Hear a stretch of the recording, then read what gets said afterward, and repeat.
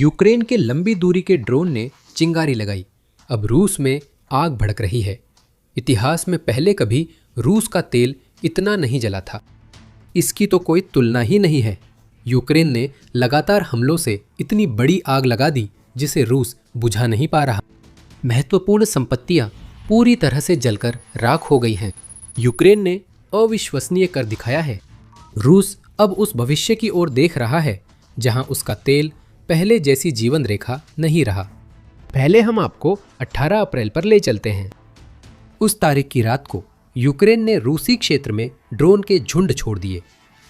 सभी का निशाना वही तेल ढांचा था जिसने रूस को जिंदा रखा, जबकि यूक्रेन पर पुतिन का आक्रमण अब अपने 5वें साल में है।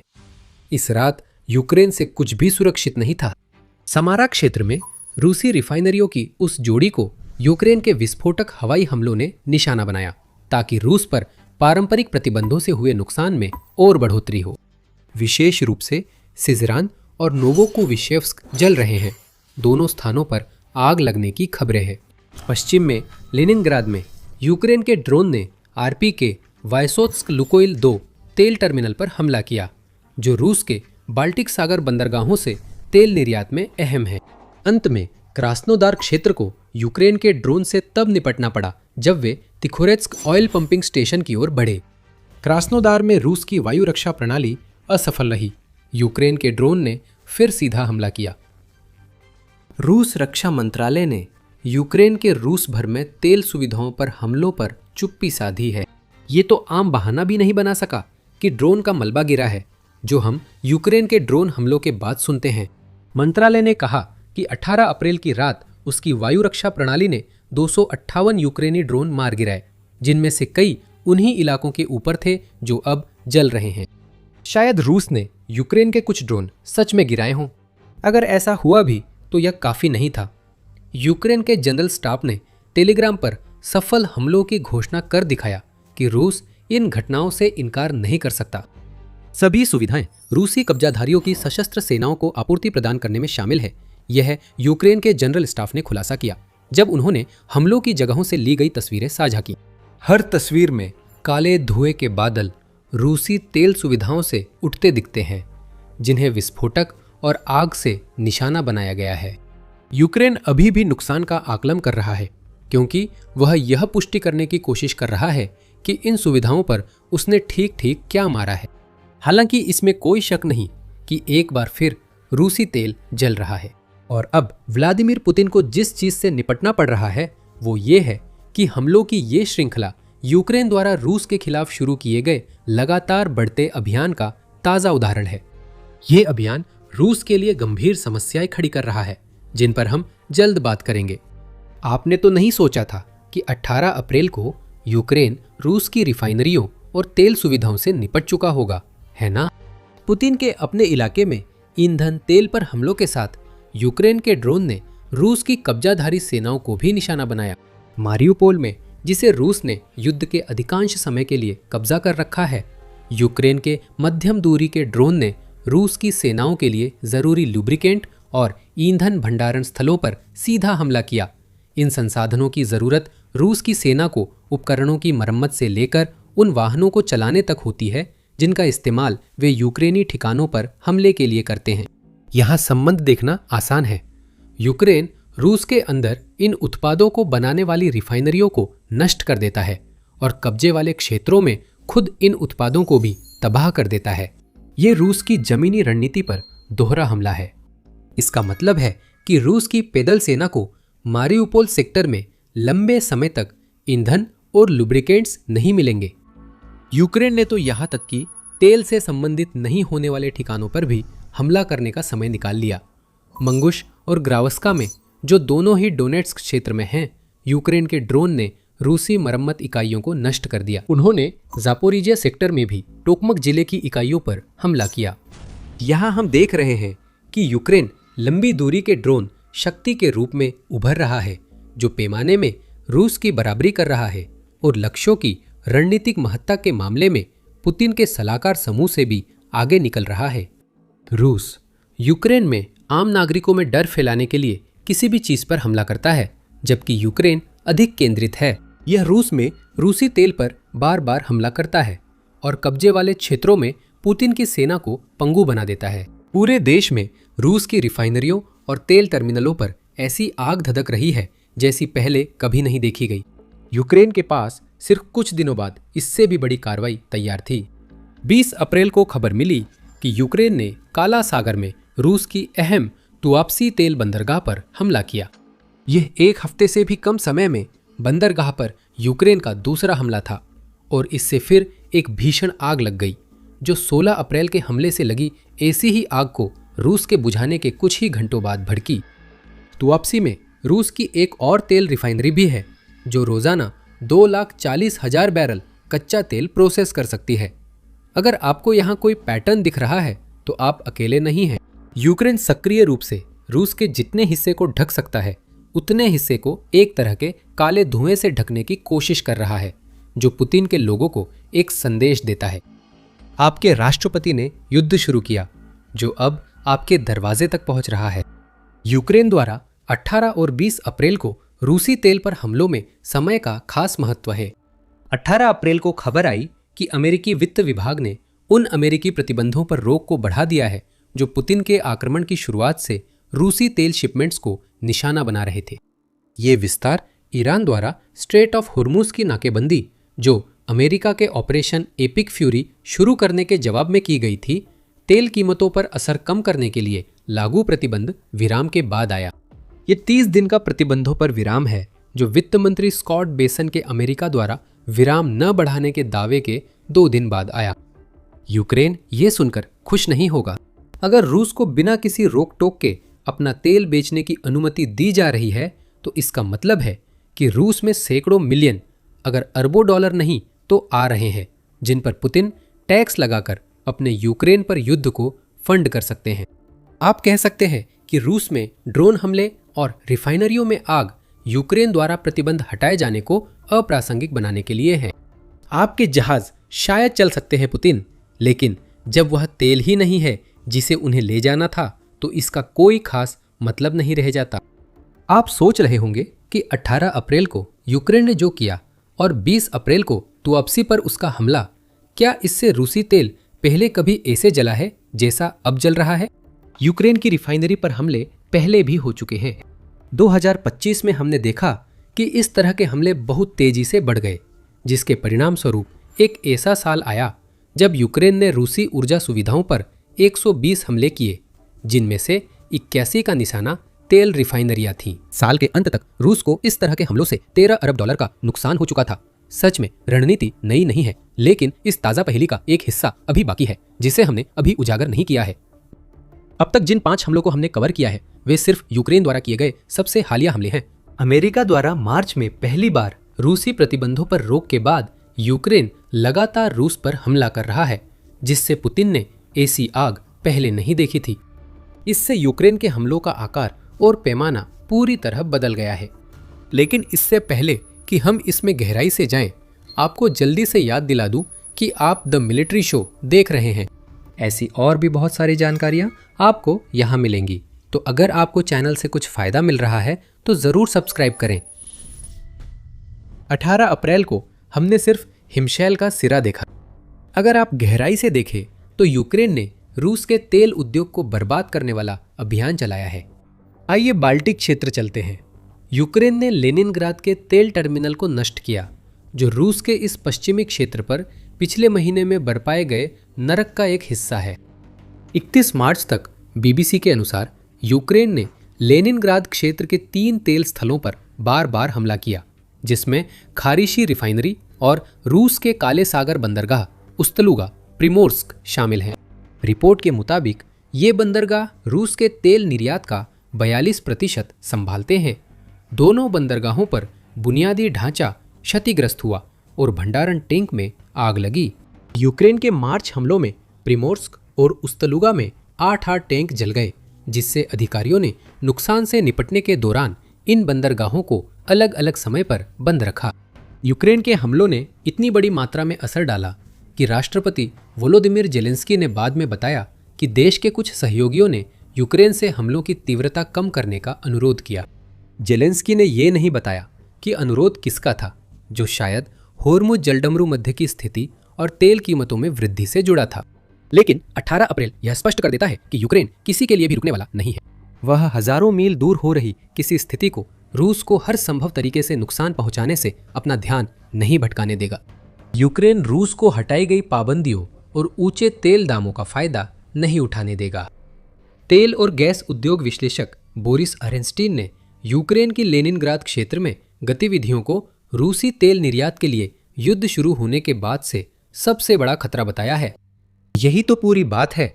अगर पश्चिम रूस के खिलाफ अपनी पाबंदियों के साथ पर्याप्त कदम नहीं उठाता और अमेरिका अपनी पाबंदियों को अस्थायी रूप से रोक देता है तो यूक्रेन खुद ही कदम उठाएगा। ये वही कर रहा है मार्च के मध्य से ही।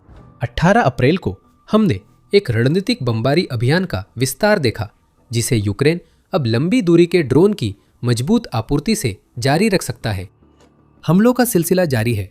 तुअप्सी को यूक्रेन ने पिछले हफ्ते 2 बार निशाना बनाया। 5 अप्रैल को यूक्रेन ने कोस्तोवो शहर में स्थित लुकोइल के स्वामित्व वाली एक रिफाइनरी पर भी हमला किया, जिसके बाद उसने एक और हमला किया और इस बार निशाना था एक ऑयल टर्मिनल। आप सही समझे, लेनिनग्राद में। यूक्रेनी ड्रोन रूस पर लगातार हमला कर रहे हैं, जिन्हें रूस पूरी तरह रोक नहीं पा रहा, और ये पुतिन के पूरे इलाके में भीषण आग लगा रहे हैं। जब हम कहते हैं कि रूस पहले कभी इतना नहीं जला, तो हमारा मतलब यही है। 18 अप्रैल को यूक्रेन ने उस आग को और भड़काया, जो इतना विशाल हो चुका है कि वह उस एक उद्योग को निगलने की धमकी दे रहा है जो पुतिन की यूक्रेन भेजी गई युद्ध मशीन को ईंधन देता है। जहां तक रूस की प्रतिक्रिया की बात है, तो वह इससे खुश तो बिल्कुल नहीं होने वाला है ना। रूस हमेशा की तरह इनकार कर रहा है और दावा करता है कि वो यूक्रेन के सभी ड्रोन मार गिरा रहा है, लेकिन वो घबराया हुआ है और ऐसा होना भी चाहिए। यूक्रेन के हमलों का जबरदस्त असर हो रहा है, जो एक जलती हुई समस्या को रूस की सेना और उसकी अर्थव्यवस्था के लिए तबाही में बदल रहा है। हम दोनों मुद्दों पर 1 मिनट में वापस आएंगे।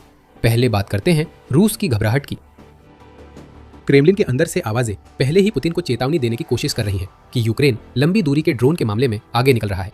पूर्व रक्षा मंत्री और अब रूस की सुरक्षा परिषद के प्रमुख सर्गेई शोइगु उन आवाजों में से एक है। उनका दावा है कि यूक्रेन का घरेलू ड्रोन विकास इस स्तर तक पहुंच गया है कि रूस के अंदर कोई भी क्षेत्र यूक्रेनी हमलों से सुरक्षित नहीं है।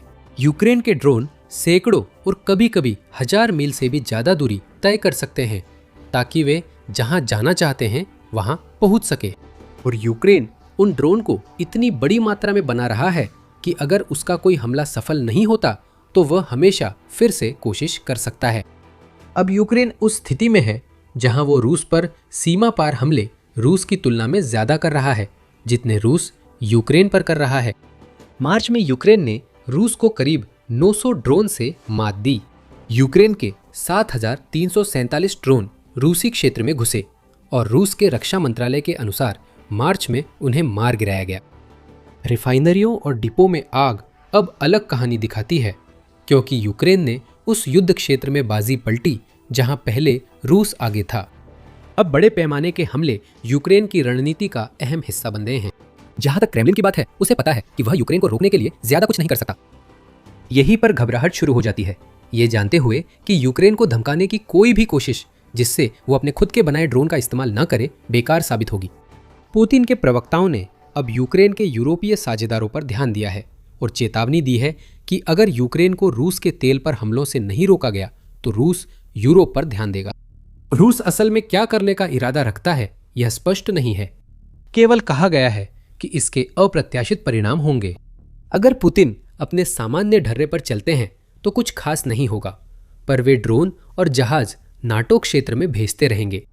रूस के पूर्व राष्ट्रपति दिमित्री मेदवेदेव ने कहा कि रूस ने यूरोप में रूसी सशस्त्र बलों के संभावित लक्ष्यों की सूची बनाई है, खासकर उन देशों के लिए जो यूक्रेन के साथ संयुक्त उत्पादन समझौतों में शामिल हैं। इनमें से कोई भी धमकी वह असर नहीं डाल रही है जो रूस चाहता है। यूक्रेन के यूरोपीय साझेदार जानते हैं कि रूस के पास लक्ष्यों की सूची है और उनके पास भी रूसी लक्ष्यों की अपनी सूची होगी। ये धमकियां जितनी बेअसर है, उतनी ही बमुश्किल छिपी हुई है। रूस जानता है कि उसके बयान या कदम यूक्रेन को रूसी क्षेत्र में और ड्रोन भेजने से नहीं रोक सकते।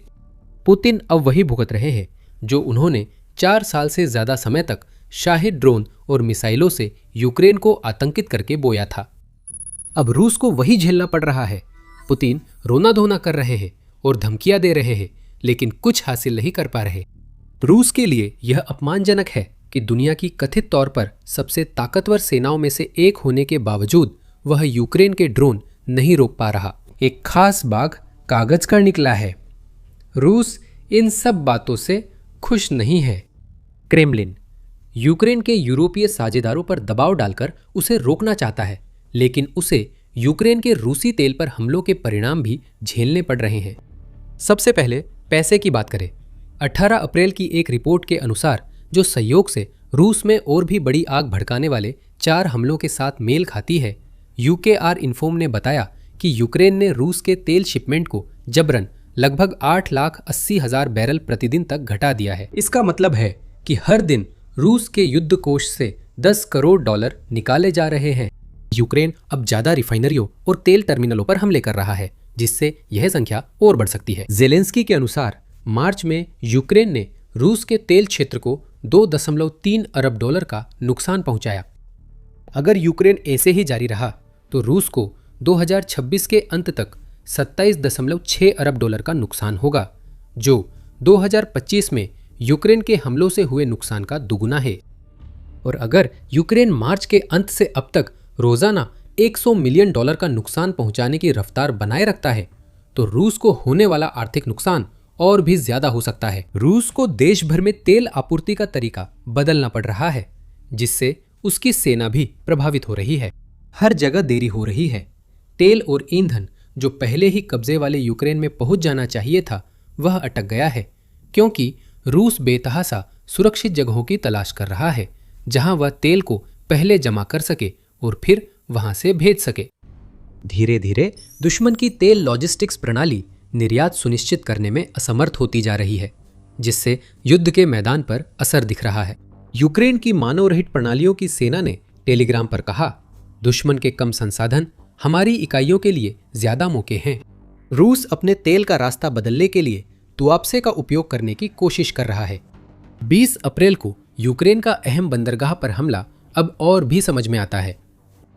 यूक्रेन द्वारा रूस में आग के गोले बनाने से पुतिन को एक कम चर्चित समस्या हो रही है।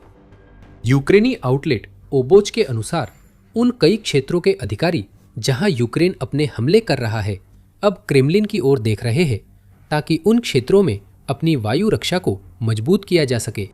यह स्वाभाविक प्रतिक्रिया है।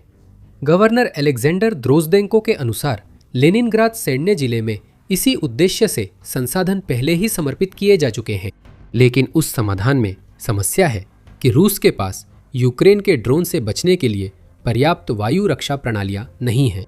पुतिन के आक्रमण की शुरुआत से 21 अप्रैल तक रूस ने 1350 वायु रक्षा प्रणालियां खो दी है, मिनफिन ने बताया। यह वायु रक्षा प्रणालियों की बड़ी संख्या है, जिनमें से कई उन्हीं ड्रोन को रोकने में लगी हुई है जिन्हें रोकने के लिए बनाई गई थी। रूस के लिए ये और खराब है कि यूक्रेन ने मिड रेंज ड्रोन बना लिए हैं, जिससे वह कब्जे वाले क्षेत्रों पर अधिक बार हमला कर सकता है, और यूक्रेन के भीतर तैनात रूसी वायु रक्षा प्रणालियां जल रही है। जून 2025 से मार्च 2026 के बीच रूस और कब्जे वाले क्षेत्रों में यूक्रेन द्वारा किए गए 1530 हमलों में से 492 ने रूसी वायु रक्षा ढांचे के हिस्सों को नष्ट कर दिया। इससे रूस ऐसी स्थिति में आ गया है जहां उसे और अधिक वायु रक्षा प्रणालियों की आवश्यकता है, ठीक उसी समय जब उसके पास वे उपलब्ध नहीं हैं। रूस के तेल के खिलाफ यूक्रेन के अभियान की एक और परत सामने आती है। यूक्रेन जानता था कि रूस उसकी कार्रवाई का जवाब देने के लिए रिफाइनरियों और तेल टर्मिनलों पर वायु रक्षा तैनात करने की कोशिश करेगा। फिर से यह तर्कसंगत है। वायु रक्षा प्रणालियां कहीं न कहीं से हटाकर लानी होंगी, क्योंकि रूस के पास अब भंडार में ऐसी प्रणालियां नहीं बची हैं। उन्हें कब्जे वाले क्षेत्रों और रूस के प्रमुख सैन्य लक्ष्यों से हटा दिया जाएगा। पुतिन इससे कुछ तेल तो बचा सकते हैं, लेकिन दूसरे लक्ष्यों को असुरक्षित कर देंगे। यह रूस के लिए हर हाल में घाटे का सौदा है। आग जल रही है और ड्रोन बढ़ रहे हैं। रूस अब सिर्फ बेकार धमकियां देने और पहले से ही नाजुक वायु रक्षा प्रणालियों को इधर उधर खिसकाने तक सिमट गया है, जो यूक्रेन की 4 साल की मार के बाद कमजोर हो चुकी है। रूस अभी भी यूक्रेन द्वारा 2026 में पेश की गई नई समस्याओं का समाधान नहीं ढूंढ पाया है, और पूरी संभावना है कि जल्द ही हमें रूस की तेल सुविधाओं पर और हमलों की खबर देनी पड़ेगी, क्योंकि यूक्रेन का अभियान रूस को खोखला कर रहा है। इसे 2-1 दिन और देते हैं। जब तक आप यूक्रेन के लंबी दूरी हमलों पर अगली रिपोर्ट का इंतजार करें, तब तक क्रेमलिन की घबराहट के बारे में जानें।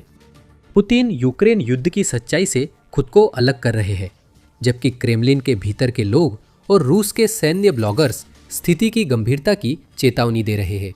यूक्रेन ने क्रेमलिन में खतरे की घंटी कैसे बजाई, जानने के लिए हमारा वीडियो देखें। और अगर आपको यह वीडियो पसंद आया हो तो द मिलिट्री शो को सब्सक्राइब करना न भूलें, ताकि रूस के और तेल ठिकानों में आग लगने पर अगला अपडेट आप मिस न करें। और हमेशा की तरह देखने के लिए धन्यवाद।